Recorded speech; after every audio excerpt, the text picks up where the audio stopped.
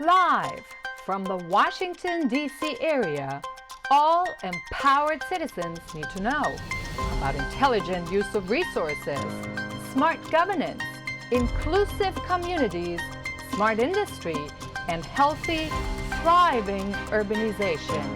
This is Smart Sustainability, the TV talk about shaping a sustainable future in the digital age with Nicolette Devidar. Good evening. Welcome to Smart Sustainability. I'm Nicolette Devidar. Thanks for joining us tonight.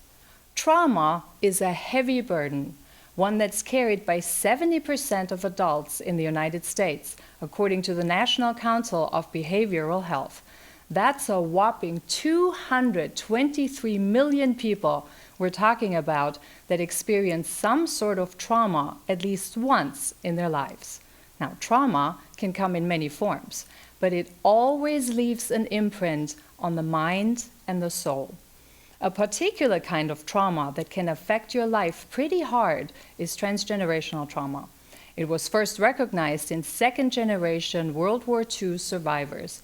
It means that what your ancestors went through, or more importantly, how they felt about it, can influence your life big time and in a negative way. And all that while you may not even know about it.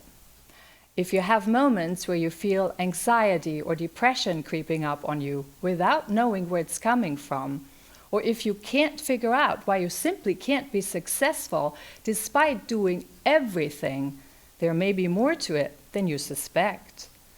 We chose this topic because healing the past matters, particularly at a time of coming to grips with America's history.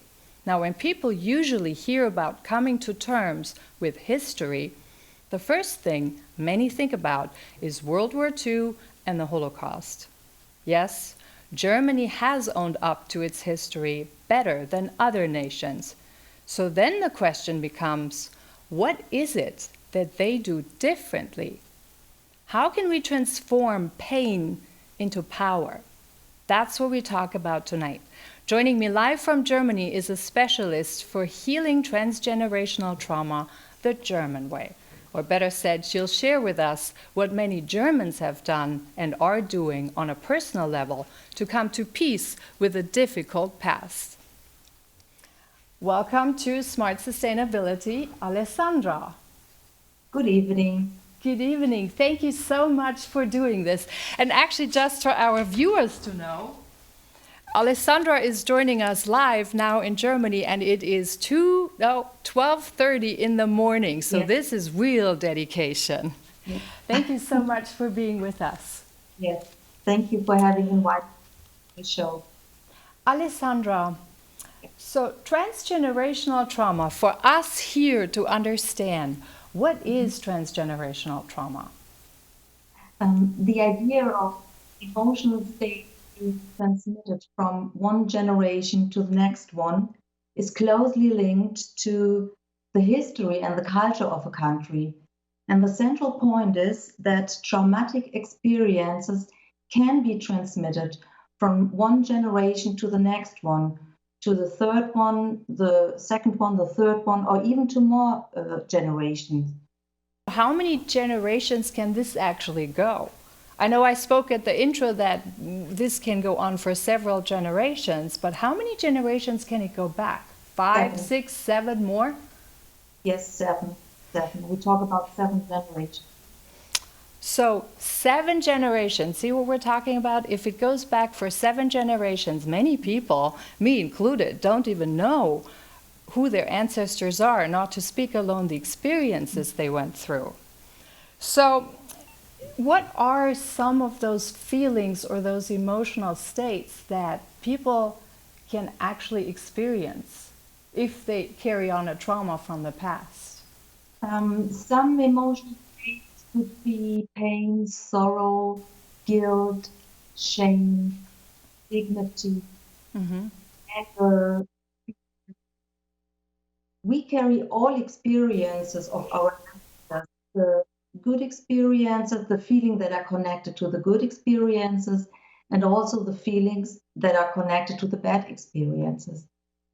the key to understand really is that when you experience these type of emotional states, you may not know that they actually come from your ancestors, right? Which makes this so tricky and difficult to understand.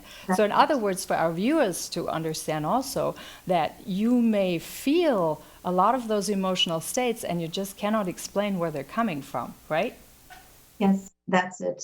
In fact, the children, the grandchildren or the great-grandchildren find themselves living out some aspects of an original trauma without knowing it.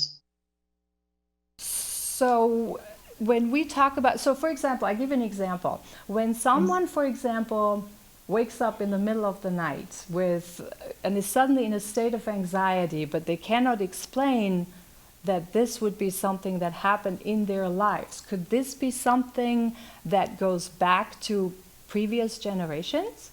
Yes, this in fact could be a manifestation of an event of the past generation. So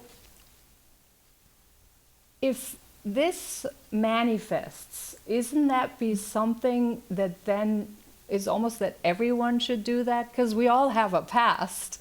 Yeah. We should trace our family, our personal family, because events affect individual families and even societies. So everyone has an interest in understanding what their ancestors and families went through. This particular one, so transgenerational trauma, that was first discovered with World War II or second generation World War II survivors, right?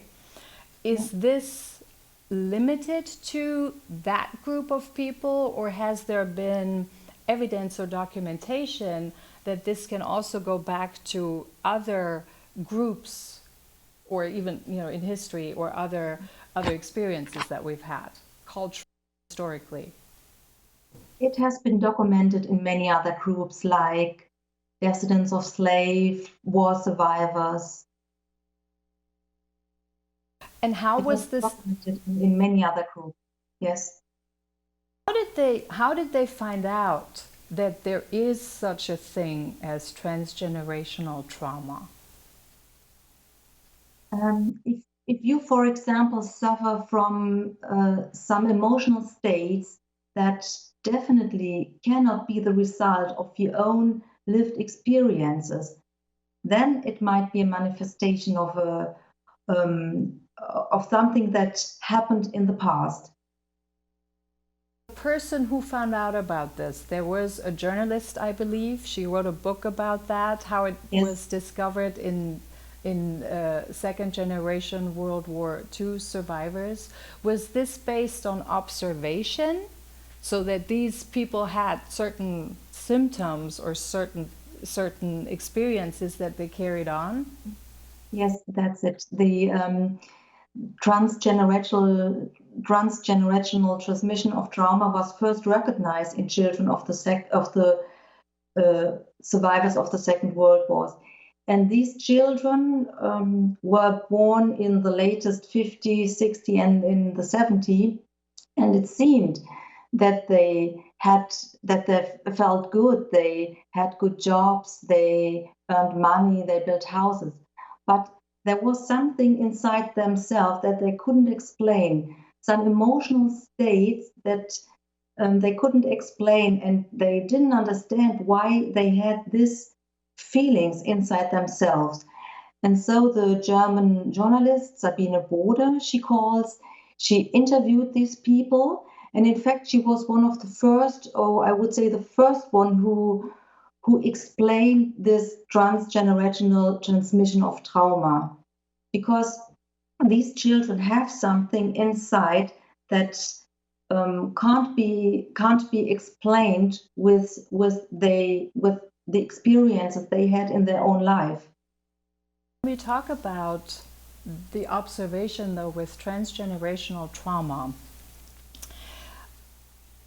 was this done mainly by survivors from German families? So with, let's say, people who come from a Germanic background, which are more in the German state, in the Nazi area, in the Nazi corner, so to speak, or was this also observed by descendants of Jewish families, for example, that survived or that had Jewish ancestors in their lines? I refer to what has written Sabine Bode, and she talked about the descendants of the children of survivors of the Second World War. But I believe that this transgenerational trauma can be in every family. In every country we can find it. Cases in the United States, actually, that I read about where there were descendants of Jewish immigrants to the United States that came here that had feelings that were experienced by some of their ancestors while they were in concentration camps, while they were escaping and things like that. So definitely it's something we carry that on. I wanted to ask about something else on this one. So it's not just limited to emotional states, right? So some of the symptoms can also be, to my understanding, a lack of success, for example, or a lack of success in life or in your workplace or things like that. So that too can have something to do with an experience that's really not yours, but that someone in the past had, correct? Yes, that's it. So you actually can have problems in your life that you can't explain. Problems at work, problems in the family, problems in relationships, financial problems. Do you always have to feel it deep down in you? Yes. You have to feel it deep down in you? As far as my experience with my clients are concerned, I would think they always have a kind of feeling inside that explained that there had been a transgenerational transmission of trauma. I want to ask you something that I find important. How do you know whether whether you experience something that is carried by your ancestors, so that you've taken over, versus that's an experience that is part of you in your life, like in your own emotional state?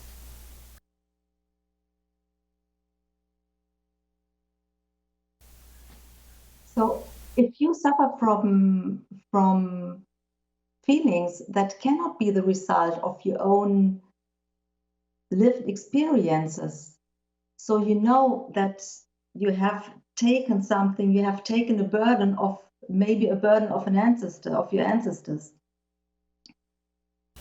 Because I think, but that also means that you probably have to have done a little bit of work prior to that to really get to that point. Like if I use, for example, my own example, I dig deep in my history, right? So you would look at what part actually goes back to you and is part of your personal development, or maybe childhood experiences, or maybe a result of life experience, versus what is not the case.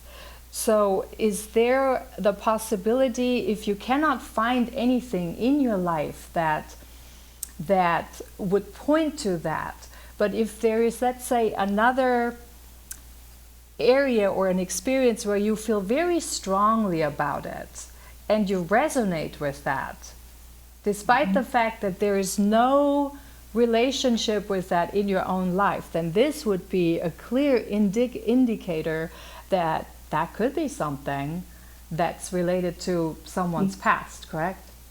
Yes, that's it.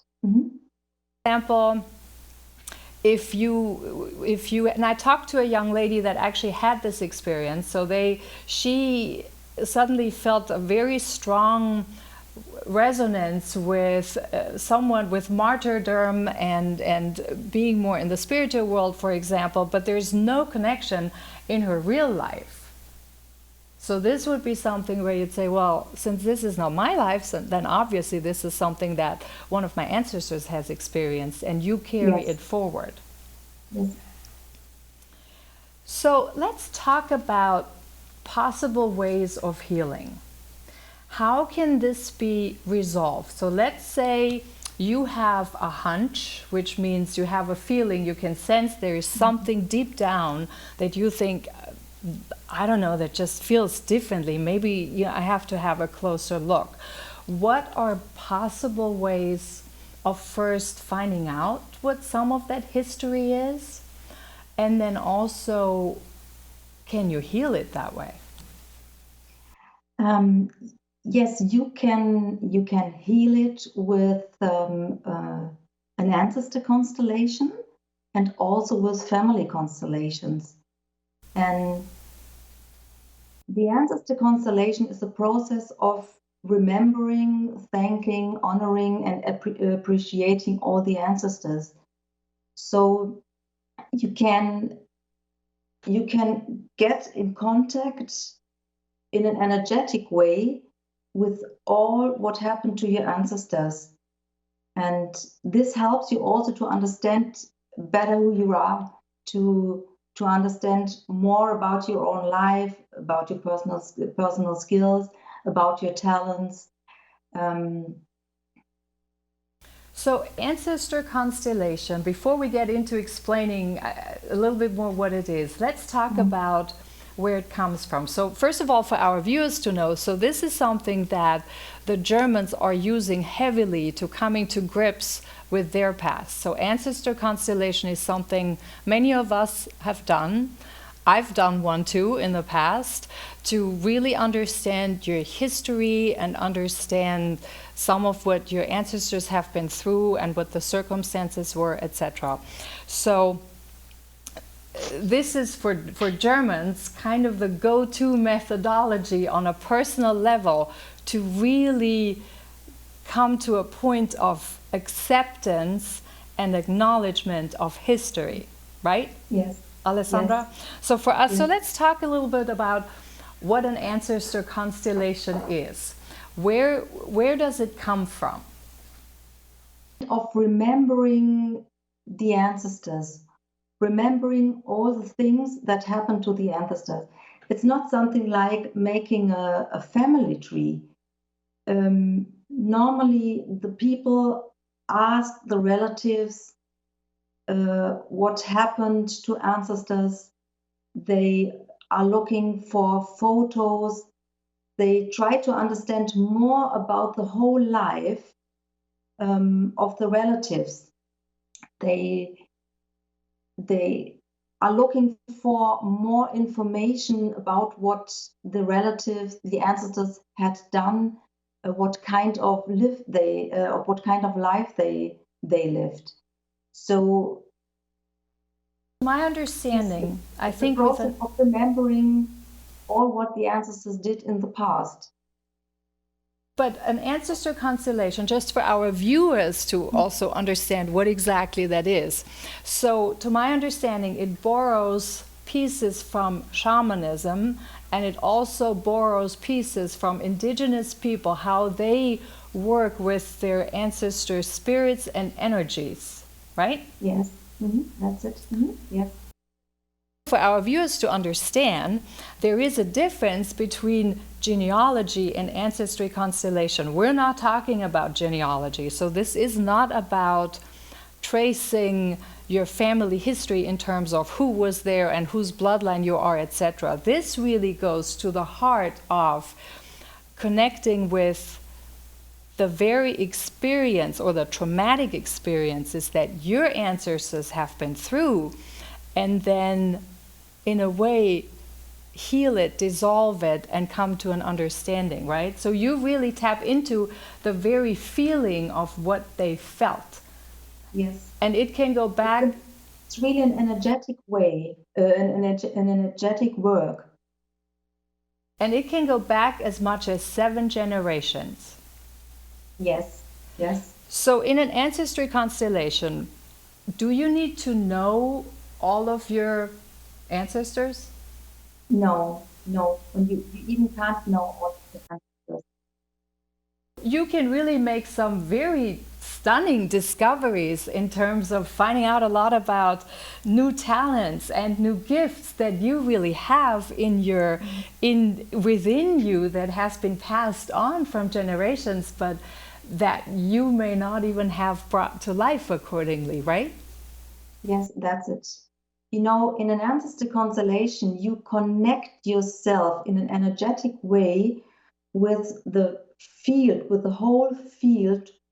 And so you have the possibility to experience all the feelings and the emotional states of your ancestors. When we And so you say, can understand more about their life, and in a certain way, you can understand more about your personal life. so is this what is called the field of knowing? Yes, in a certain way, we can call it the field of knowing. Yes. Information stored about your entire family backline, so to speak, that you can access energetically and where you get then information from. Yeah, that's it. And also, just for our viewers to understand, so in an ancestor constellation, so you, Alessandra, you would be the mediator, but not in a mediator in terms of being channeled, but it really is, we use representative fields where you would go in as that person in the ancestor. And it usually goes paternal line, maternal line, Yes. and then going back through the grandparents and great-grandparents and great-great-grandparents, etc. Right? How Yes. does an ancestor constellation normally take? About 2 hours? So can you repeat? How long does an ancestor constellation, a session, normally take? 1 hour, 1.5 hours. Yeah. I want to come back to something that you said earlier. So when you do an ancestor constellation, the bulk of it, you said it's the power of remembering, but it's also showing respect to your ancestors. So why is that so important?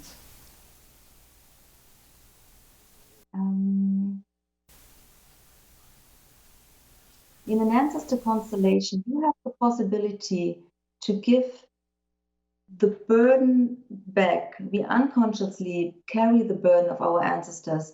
And so when you give something back, you also at the same time like to honor and to thank the ancestors. So in a certain way, you give peace in this field, and you get peace out of this field. We say you give a burden back.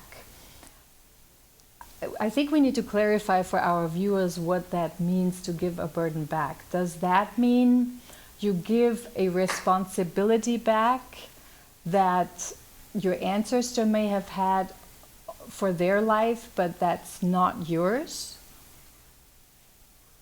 Yes, in a certain way, yes. You know, for every family member, for every member in family, there's only one right place. And being on this one right place, we can assume our responsibility, we can accept our destiny, we can feel our power. And in an ancestor constellation, we honor the unique places and every member of family. Okay, now this I can see as something that's really difficult, particularly when you look at Germany's past. So when you honor a family member, I can see this being very difficult if you have to respect or honor someone that, for example, in your family may have participated in unimaginable, atrocious things. So how does acknowledging that or respecting that kind of help you come to peace with that? Is that to say, because it happened and it's more like recognizing the truth, and this is where the power is in? Sometimes it's just important to talk about the things that happened, to say, okay, there were terrible things. The things that happened were really cruel, terrible. And sometimes just the power result out of speaking, maybe speaking out hidden or unspoken events. So when you talk about this, I mean, once you accept that as a state of truth, I presume there is an acknowledgement in saying, yes, this has happened, because the past is the past. It has already happened. You cannot change it. But yes, you can come to a point of acknowledging it and then also accepting it as something that has happened as a step forward. But then I think there's another aspect with that, which then means you have to be able to give forgiveness for something that happened. So to me, that seems there are two essential pieces in an ancestry constellation. So one is coming to acknowledge the truth in terms of accepting that this was a truth and this has happened. That's right. So no more secrets or hiding or putting something on the table, but really accepting the truth. And then the second part is forgiveness, which both are essential pieces to make this work. But it is a process, I take it. Yes, forgiveness and also understanding, showing understanding and respect. So respect in a way of not saying, yes, we like what you've done, but respect in a way that says, I come to honor the fact that this was your life and this is what you've done and this is part of my past. Yes, respecting also the context in which the ancestors lived. Mm-hmm. Yep. And so among your clients, we're almost ready to go into the break. Are people having difficulty to go through this? Are people, we're going to talk about this more when we come back. We're almost ready to go into the break. So when we come back, we'll talk more about how can we get to grips with our past.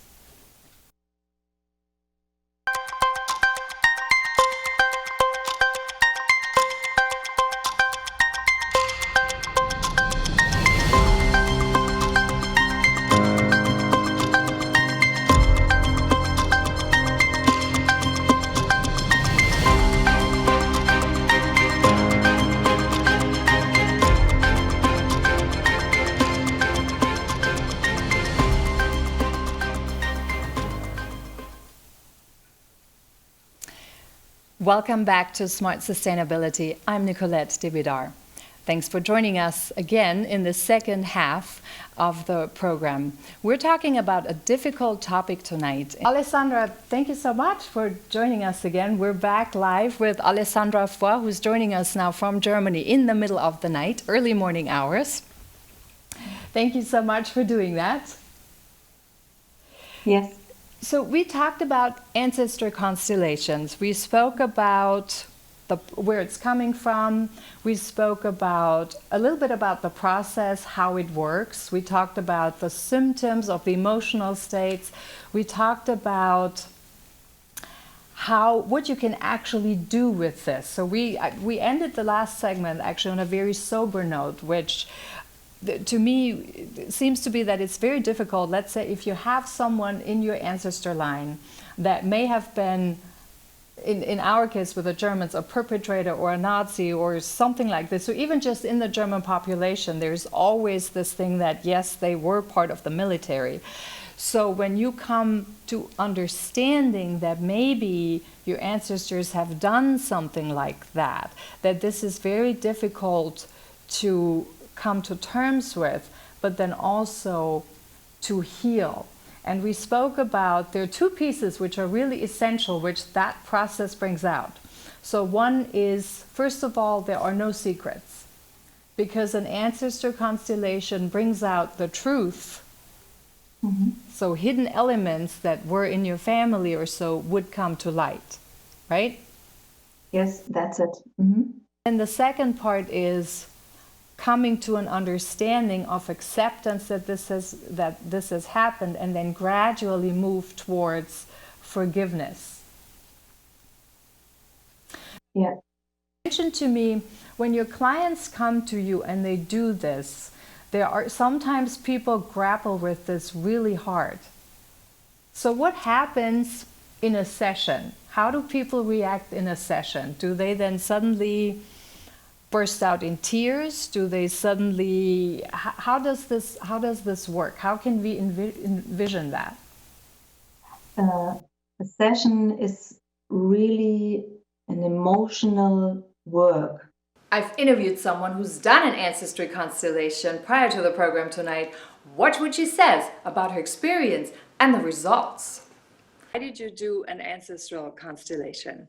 I did an ancestry constellation because I discovered back in February this year, so February 2020, that I had the topic femininity that was so present in me that this was something that needed to be further looked at. So while I was researching the topic of femininity and balancing the feminine parts within you with the masculine parts, I happened to come across a video where the story was told about martyrdom and the history and things like that. And I went so strongly in resonance with this, it stirred so much emotionally in me that I was completely shaken and started crying for 2 hours without even knowing why that was the case, because none of us that I could remember in our family, at least not in my immediate family, had anything to do with that.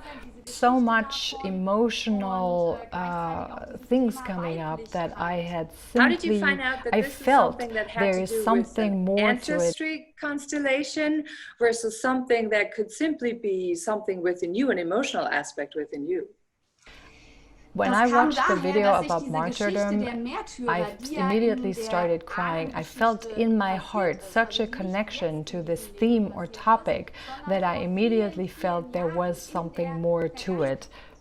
So I was really looking forward to simply looking towards that and understand what is it in my ancestry lines that I needed to know about that perhaps before I didn't know about. Or Afraid to do it? No, I was not afraid doing the ancestry constellation because I was ready for it. And no, we always get the tasks in our life presented to us at a time when we're ready to actually be able to solve it. I'm a very curious person, and I'm a person who's very dedicated to personally develop or keep developing myself all the time. And I knew this was the time when it was just the time to really look at it. This was the right time to go and take care of this and confront the history, confront the past, learn about the past, find out about the past that at the time when I did the ancestry constellation, I had no idea about. What do you expect would happen with that constellation? Did you have any expectations? I was hoping that this martyr or martyrdom feeling that was kind of stored within me would be dissolved and liberated, so to speak, that it wouldn't feel like a burden, but that it would be dissolved. And at the same time, I was really looking forward to bring some light into the dark, so to speak, to understand what were actually themes and topics and emotional states my ancestors went through. How did you feel during the constellation? Extremely emotional during the Ancestry constellation. I cried for at least 2 hours uninterrupted and very emotionally engaging. I felt an unbelievable amount of heaviness, a heavy load go or leave me. I felt so unbelievably liberated by recognizing that these themes or these topics or these emotional states weren't really my emotional states. They were not something that were my experiences, but that this was something from my ancestors that had been passed on. That all women in my female line all had that very same theme or topic and that same burden to carry going forward. So there was an unbelievable heavy load to carry, and it felt so depressing, heavy, very explosive material or a very explosive load to carry. Did you feel this directly during the constellation, that the heavy load was leaving your body, that you were relieved? Ja, Indeed, I felt it directly, and I felt that because I could simply cry literally everything off of my soul, completely free, in a completely free manner. I felt I could just breathe and open up, and I felt so much lighter, more lighthearted, and I could just feel all the load literally departing my body. Do you ever sit at home and you start to cry and sob about everything that happened in your ancestry line, over the destiny and the pain and the burden of generations of the maternal line, generations of what women had gone through? And So I do want to talk about for a second in how you got to the femininity topic, so to speak. How did you find out, or how did you conclude that this was the reason as to why your business wouldn't flow the way you had imagined it at the beginning? That's a very exciting question. I always felt I'm more of a doer. I'm an extremely proactive person. I push through, I do things, I organize things, I move and shake things. I'm definitely more of a mover and shaker. I have to do, and I can't really rest. It has led to a burnout, or I actually brought myself to a state of burnout by being always the person who was doing everything, keeping pushing.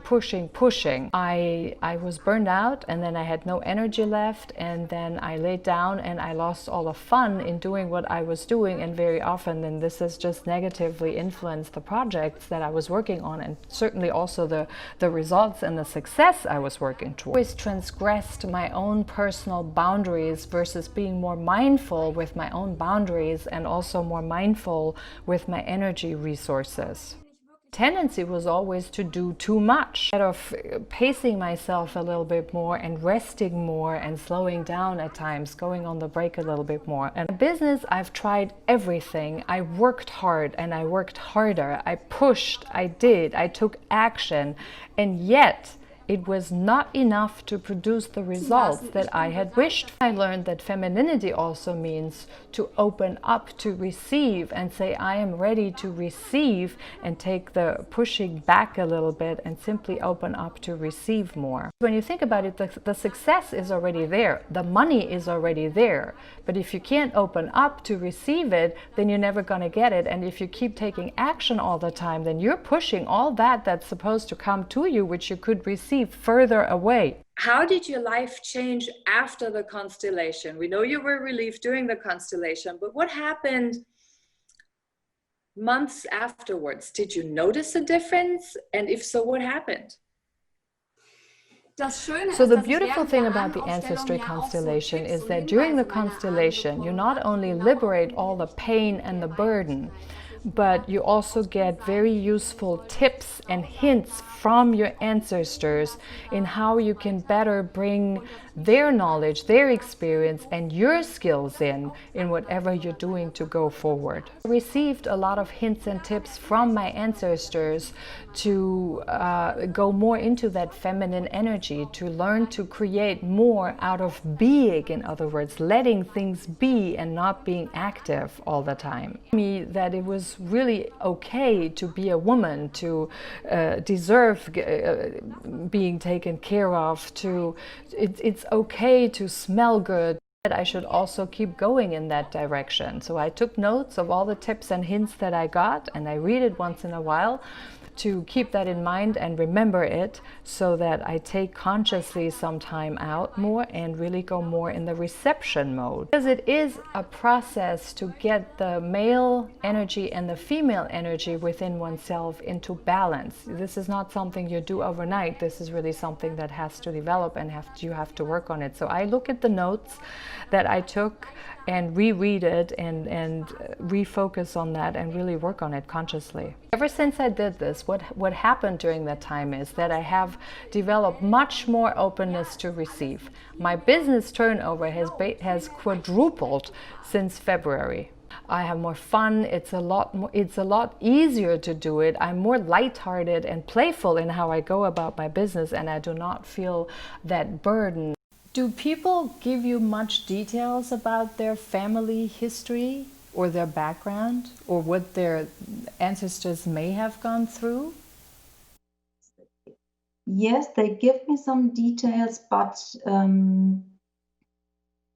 not all details. Some basics. They give me some basics. So what do you normally need to know? Normally, I need to know that. First of all, I need to know. I need to know the reason why they would make a constellation. I have to understand where is the point that they decided to come to me. We're at the point that they say, okay, I can't go on in my life. There must be something more that I should understand. I'm going to use my example here for a second so that we can, I think that for audience, they can also relate to it better. So when I did an Ancestry Constellation, I knew very little about my family background. I only knew one side of the line, but even when it came to my actual physical parents or grandparents, we did not have much information to go onto that. But even then, it worked, and we could work with that. People said to me, so in my family, I always have the feeling that there are secrets. And they told me that they are not allowed to ask questions, that they know that there are some topics that they can't talk about in families. Germans don't talk much about their past in the families. You won't hear much about this.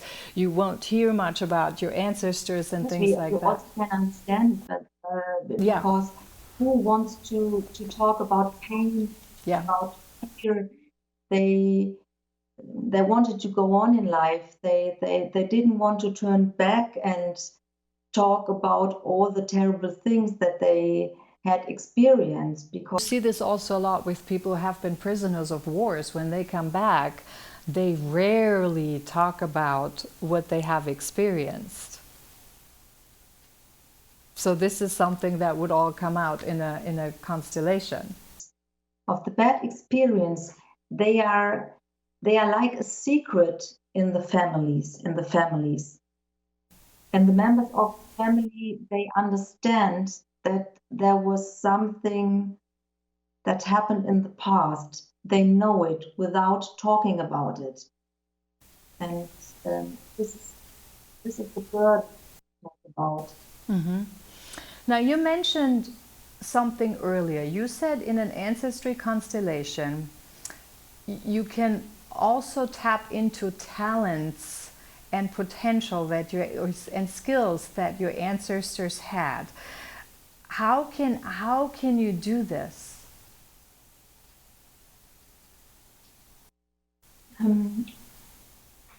Working with your ancestors, you recognize what they did, and you recognize also that there are many people behind you. They were there, and yes, you also get these talents and personal skills that had just been in this field of ancestors.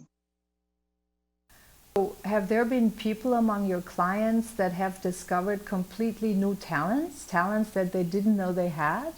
There's another component to an ancestral constellation that we haven't talked about, and this is that you not only discover some of the history, but you also get some valuable insights and tips in moving forward. Is that what I'm hearing? Life information, how you can go on referring to some important decision, for example, messages as far as work or relationships are concerned, of how you can deal a thing, of how you can talk with people. Spoke earlier. There's also a second type of constellations that people can use, and that's a family constellation, and that's slightly different, right? Yes. So explain to us when it would be advisable to do a family constellation. First of all, I would like to explain what it is, a family constellation. A family constellation is a method that make hidden dynamics in a family visible. It's a method to identify blocks where love has stopped flowing, so you can experience your family from outside. And this is advised when you, for example, have problems with your parents or with your children, because you have in a family constellation, you have the possibility to observe the dynamics in your family or in your current family or in your original family. Talk a little bit about the dynamics of a family constellation, but I do think there is an overlap that we talked about before. So you said earlier that in every system, whether this is ancestor system or family system, everyone has one right place. Yes, that's it. So in family constellations, this is even more important. So if you have only one right place, are we talking about ranking? Because most people will probably say, well, if you have a right place, you're the oldest, you're the second born, you're the youngest or whatsoever. Is this what you mean? The right place means the need for social order, and this means the chronological order. First the eldest, then the youngest. First the parents, then the children. Family, if a child has to do the work that normally the parents do, so the social order is not respected in this case, and as a consequence, it is very difficult for the child to live a child's life. Order is not respected. I think you mean that everyone in a family has one place, but every place is associated with a certain role and responsibilities. Yes. So if, for example, a child, let's say, starts parenting a younger sibling, then that child would take on some of the parental roles, which then would upset or disrupt the family system dynamic. Is that what you meant? Yeah, that's it. So the system get out of balance in a certain way. Out of balance. I think it's important to talk about one important aspect. So if someone hasn't found their right place in the family, can this manifest in trouble of not being able to find your right place in the workplace, for example? Yeah. So if there are people out there who have trouble in figuring out, they don't really know where they belong. So if there's people out there that say, I don't know, I can't find my place in the work environment, for example. And they just can't figure out why that's the case. They hop from place to place, and every time they go into the same thing. But can that be indicative of not having found the right place in the family? Yes, for example, because if you don't have found your right place in a family in a certain way, you get entangled. And the entanglement create problems in your life that you may not find satisfaction at work. Mm-hmm. When we talk about entanglement, so entanglement means if you take the responsibilities of someone else, which really aren't yours to take, you take part of, you're energetically connected with this other person and they are with you, right? Mm-hmm. And this means that in a way it weakens you and it weakens the other person, because no one can really go fully in their force unless they really at their right place. Mm-hmm. Mm-hmm.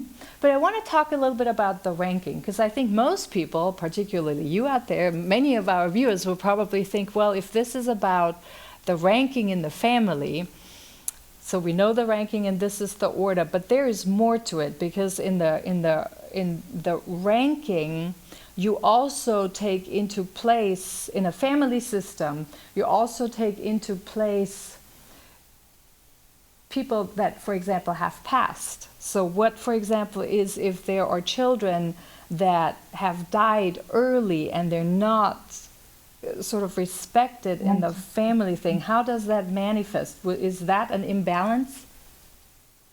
That is an imbalance, yes. And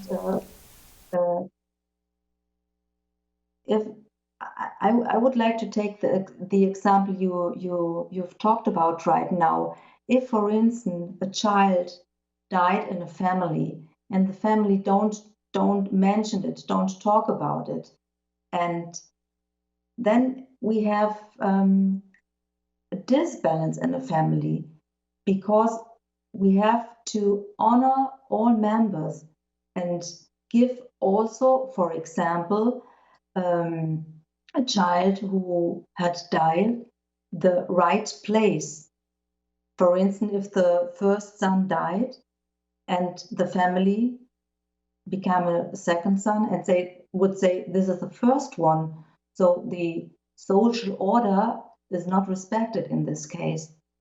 So a family constellation only focuses on the family as the smallest cell. Yes, on a family, current family or original family.